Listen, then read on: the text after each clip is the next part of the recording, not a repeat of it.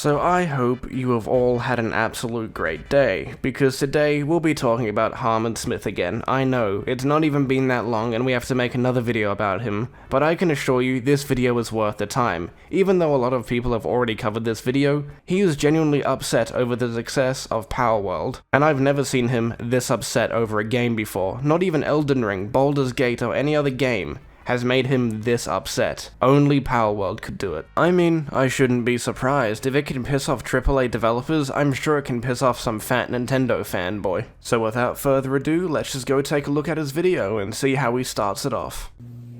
So last night I did a warning stream talking about Palworld, What you mean to say is that you did a cope stream about the game's success. It's good to know that you were already going out of your way to find reasons to try and talk about the game in a bad way. And we're only a couple seconds into this video and we're starting off strong.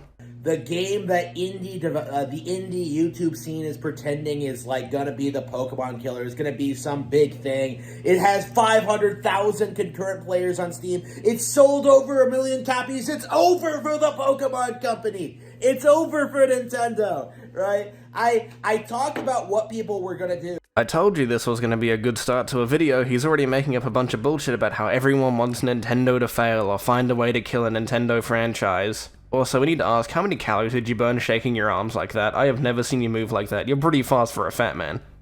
And, yeah, I was right. Like, all day long, we were bombarded with ridiculous notions that, like, oh, this game is a masterpiece. Oh, look at me play this game. Oh, look at how great it is. Is it a good game? Absolutely. It wouldn't be having this success if it was not a good game. Is it a masterpiece? Absolutely not. Very few games ever get the masterpiece title associated with them. The only one that I could really think of that comes to mind that most people usually agree upon is Fallout New Vegas. But that's usually within the context of comparing them to Fallout 3 and 4, which those aren't really good Fallout games to begin with if you're just comparing it to that game. But you know, we all have our own opinions.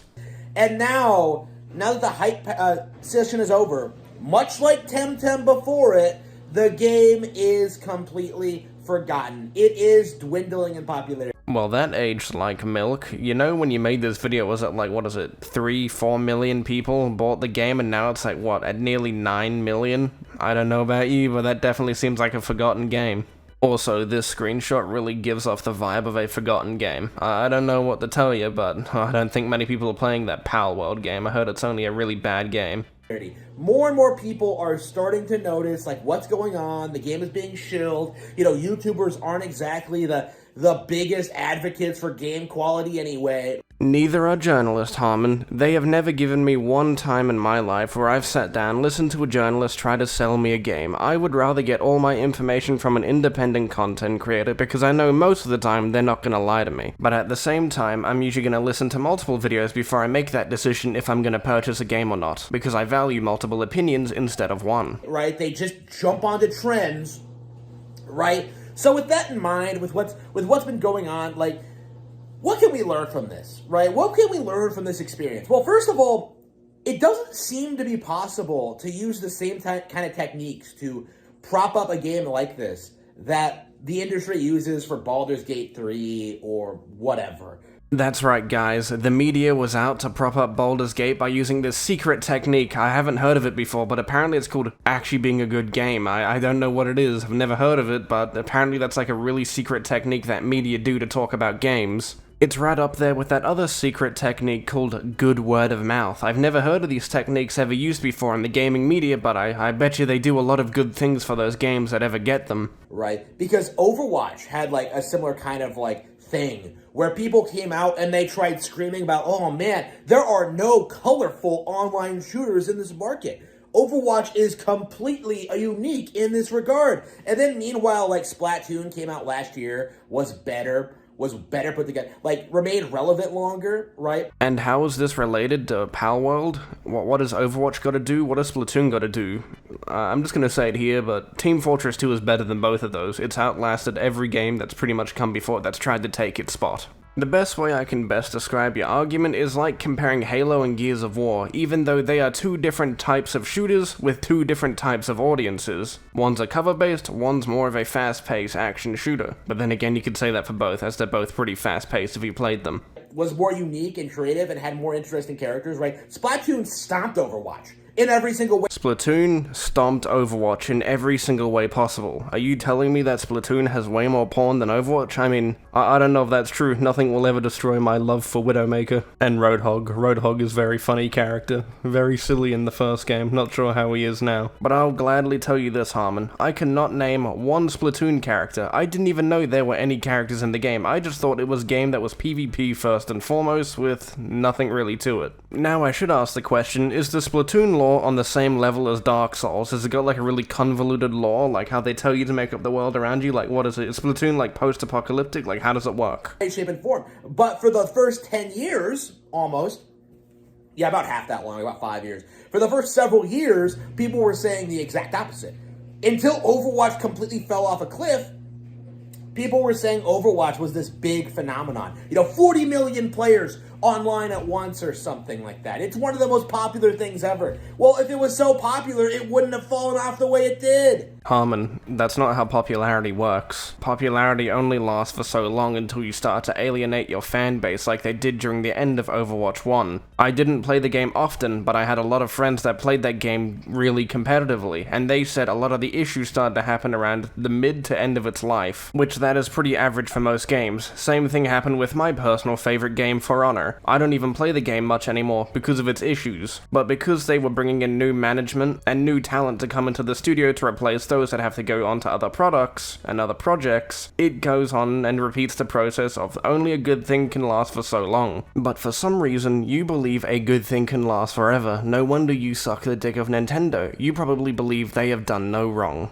Okay, I don't understand what's so hard to understand about this. And meanwhile, Splatoon is still going. It's still going? I have heard nothing about it over the last couple of years. I mean, I've seen a couple memes about it, but that's pretty much it. No actual news. I didn't even know it was still a thing. Also, how does this relate to Palworld? And, to this day, people will try to do this thing that, Blizzard made all these mistakes, Overwatch was popular at one point, blah, blah, blah, blah, blah. But no. What actually happened is that you latched onto a trend and began supporting that trend. You began feeding into the beast. You were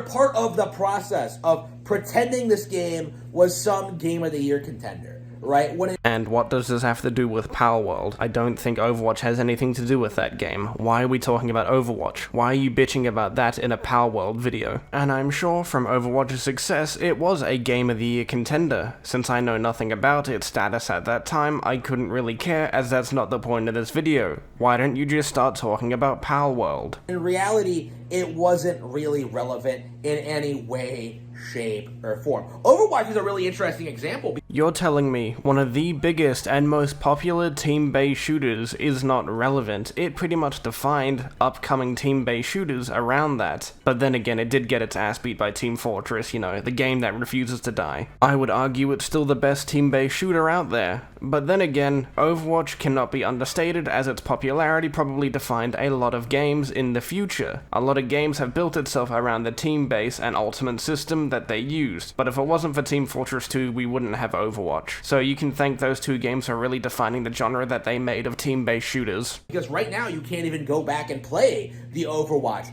that people supposedly liked.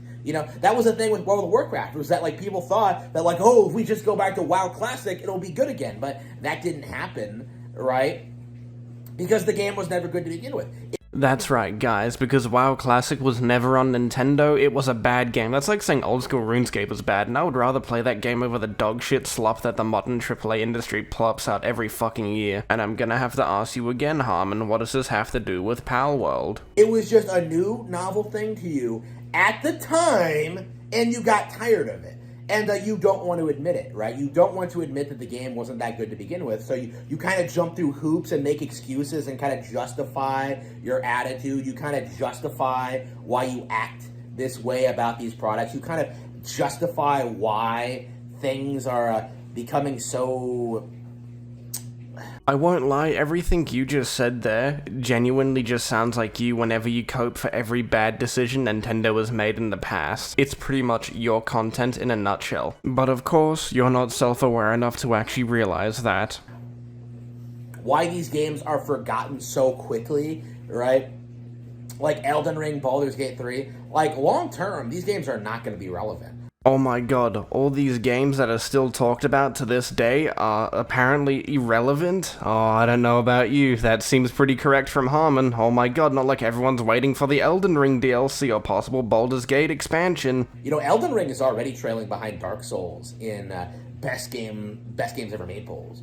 The only thing I have to say about this is that I firmly believe that Elden Ring will never be as good as the Souls trilogy, and that's mainly because Elden Ring is open world. It takes a long time to get your build together compared to a previous Souls game. But then again, there is also a bunch of variety when making those builds that make it take just a little bit longer. But if those issues were fixed, I would have a lot more time played in Elden Ring, but nonetheless, it's still a genuinely good game. Right? Elden Ring is never going to be more popular than Dark Souls, just like Dark Souls is never going to be more popular than Skyrim. And I'm gonna have to correct you there, Harmon. Elden Ring is most certainly more popular than all of Dark Souls trilogy. It made way more copies sold, and a lot more people play it consistently, especially those using it as their first true Souls game. But I do feel like if you put the entire Souls trilogy, including Elden Ring, Shirako, and all the other spin-off games into one, I would argue that Souls is just as popular as the Elder Scrolls. They are both really good fantasy settings. It's like how Skyrim is never going to be more popular than Zelda, right? Like, there is really nothing you can do. I don't know about that. I genuinely think that the Elder Scrolls is way more popular or equal to Zelda. It is a pretty, I would say, normie franchise for fantasy settings. Right, to establish, to demolish these established Nintendo properties, right? By saying that, like, Palworld is going to, like, beat Pokemon. No way. We are finally talking about Palworld after, like, what was it, 6 minutes of him just wasting his time talking about Overwatch and everything else that isn't Palworld? Holy shit, we're finally doing it. Let's hope his rambling actually pays off with an actual competent argument. You would have to have, like, a TCG, you would have to have a merchandise line, you would have to have, you know, an anime adaptation, you would have to have, like, all of this stuff, right? All of these highly successful, lucrative products on top of the video game franchise, right? And whatever you think about the video game franchise right now, like, there's no denying that Pokemon is actually doing quite a bit better in those other avenues, right? I don't know where you and the rest of these Nintendo and PlayStation fanboys keep getting this concept of them trying to compete with Pokemon. They're not. It's just using some aspects that Pokemon also uses, like creature capturing. But let's not forget, they also do include human capturing. That is pretty cool, you know, pretty based, you know. Not many games would allow you to do that anymore, but it's you can do it. I may have done it. Because I would have said before Gen 8, like before Dexit, like the big controversial thing people had about the brand was how the anime was being treated. How they didn't retire Ash and how they weren't like really evolving the formula and how like it was in this weird spot. Like old fans didn't want to keep watching it, but new ones weren't really coming in. So they decided to finally retire Ash as a character and bring in some new people and like finally get some fresh blood in there and finally get some more creative storytelling and finally do some more things. Like, no way. Harmon Smith actually criticizing something to do with Nintendo? That's honestly impressive. And he's actually pulling up points as well. I don't know how good they are, because I don't watch anything to do with Nintendo's Pokemon shit. I've never have, and I probably never will, so I can't tell you if these criticisms are actually good or not. But the biggest thing that we can take away from them is Harmon Smith's new character lore, finally criticizing Nintendo. That's fucking impressive. Like, years ago, the anime was in trouble.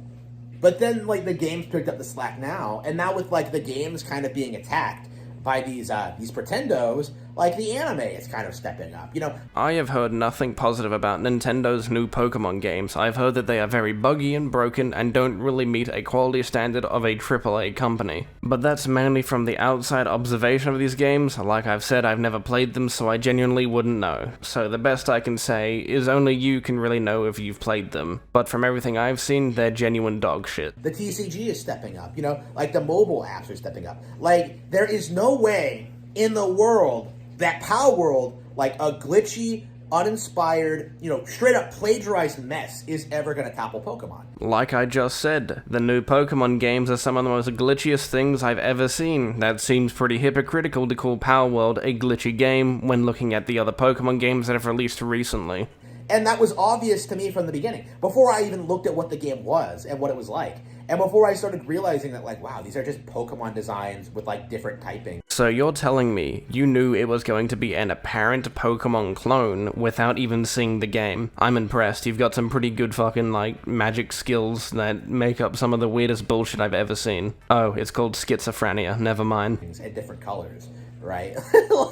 like before I realized how like blatant it was, right? Like I was saying that like this is another Temtem. This is another Yokai Watch. This is another Digimon. I have never heard of any of those before. Are those like Pokemon clones? I have no clue. I've heard of Digimon. Okay, they kind of are. I guess I'm just stupid. But I'm not going to sit there and say that these games aren't similar to Pokemon, but I'm just gonna say this. I don't think Palworld is very similar to them. Because, like I've said in multiple other videos, Palworld is an amalgamation of concepts to make its own unique concept of a game, with a mixture of Pokemon, Ark Survival, and Factorio. None of these other games that you mentioned are probably similar to Palworld. You know, a flash in the pan thing that's relevant because, like, people desperately need Pokemon to go away so they can start claiming that Nintendo is doomed, but, like, it just isn't happening. Like, Pokemon, it's interesting because it's not just the fact that it's so entrenched and so popular. Like, Pokemon is completely dominant in its niche. All people want, Harmon, is for Pokemon to be good again. The reason why not many people are happy with it and why people like Palworld is because it's combining multiple concepts that Pokemon could take into consideration when making a new game. But they don't really feel like doing that. They want to continue releasing buggy products and fucking over any fan of the Pokemon franchise to make sure that they can make an extra bit of dime of money. While Nintendo will take legal action against anyone that tries to make a competitor or any type of game similar to it. So I think that's everything I want to cover from this video, or I'm gonna have a mental breakdown if I continue. There's only about 2 minutes left, so I think I'm just gonna leave it here. You all take care. I'll see you all in the next video.